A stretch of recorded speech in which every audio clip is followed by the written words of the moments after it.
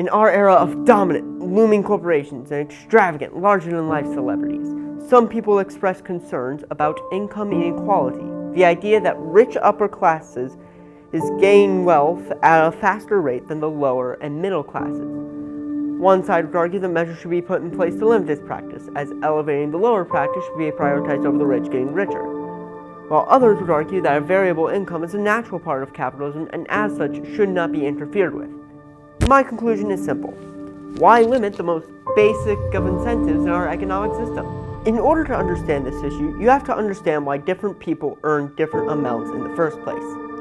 It boils down to the concept of supply and demand. Different people have different skills, the supply, while employers have different needs, the demand.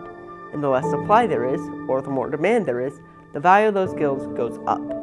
For example, doctors get paid so much because their expertise comes from a copious amount of education, so there's low supply.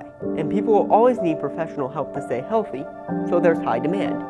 This value behind our skills is called human capital.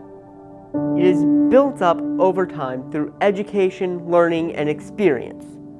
Those with more human capital can get higher paying jobs, thus providing an incentive to build that capital through methods like going to high school or college.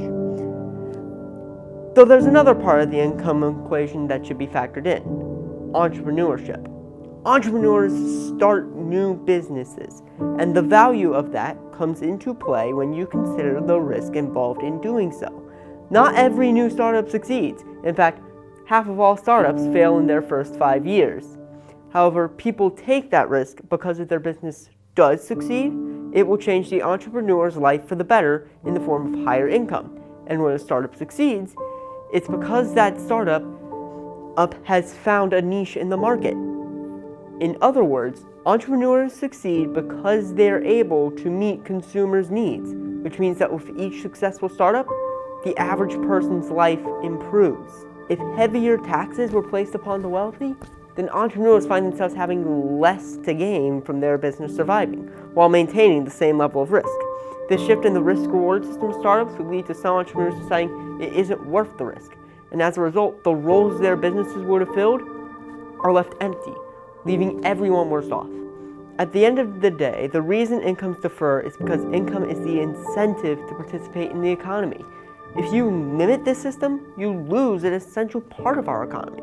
It prevents growth both on the micro and macro levels.